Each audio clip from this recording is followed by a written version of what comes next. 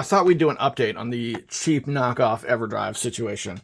There were a number of comments that suggested, hey, if it's not loading, if you're getting the boot sequence and the menu, but the game itself is not loading, maybe it's the game that you are loading.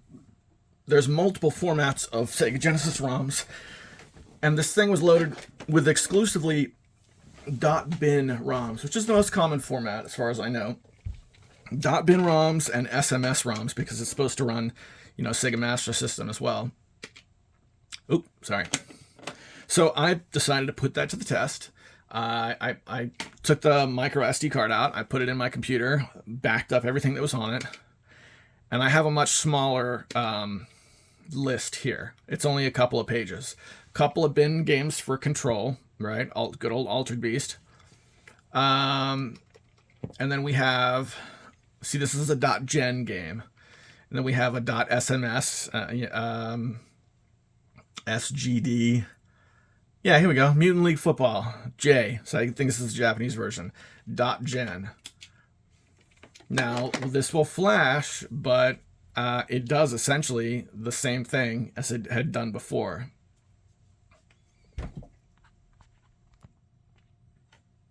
There we go. And now after flashing, we get a black screen. So let's reload the system. And we get the same thing. It'll flash the game, it will not play the game. The only other thing I could think of would be if we go to options, where was it? Toolbox, yeah. And we go to About. We've got a couple of websites here and some internet information. I checked out Crixes.com and I checked out the distribution. Distribution didn't have anything, but the developer website, the support website that's listed, had a bunch of operating system updates and for all of their different flash drives. And I tried that as well because there is an update OS tool. And I looked around for a couple of things, and the stuff that I found wouldn't jive.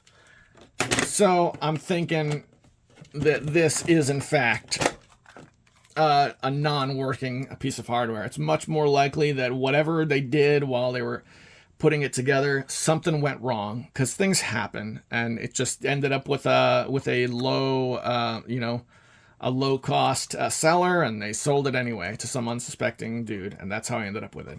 That's fine. I'm not throwing it out. I'm going to put it in the retro box for the next Tiger Fest so somebody else can wind up with it. Maybe they can experiment it or not. But my analysis remains the same. You want an Everdrive, pay the scratch and get a legit Everdrive. It's worth it, or at least it seems like it's worth it. One thing I learned from this is that I want an Everdrive. I was really disappointed that this didn't work. I wanted to play a modernization of Phantasy Star 2, with some things patched, and I wanted to play all the Sega Genesis or all the Sonic the Hedgehog hacks without buying them individually. I wanted this to work without even realizing it. I thought I was just getting it for the lulz. So once my new computer's set up, that might be something I take care of. All right, thanks for watching.